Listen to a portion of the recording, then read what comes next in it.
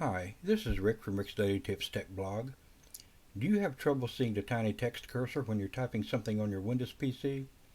If you've been around a while like I have, the answer could well be yes, because as you can see here, when I'm moving the mouse around, that thing's pretty thin, and it can be hard to see, especially if it's over text.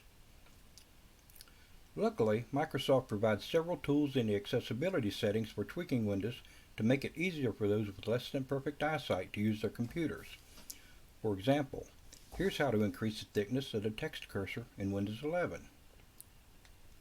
Right-click on the Start button, click Settings.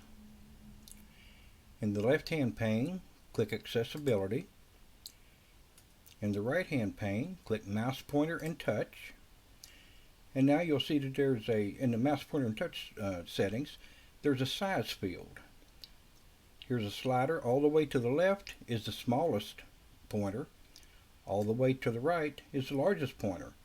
And as you can see, as you move the pointer along the slider, it actually changes size to reflect the setting that it's on.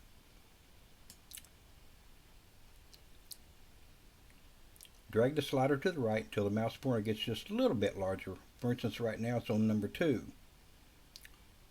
Now, leave the Settings app open and go to Notepad and check to see if the small increase in cursor size helped you see the text cursor better.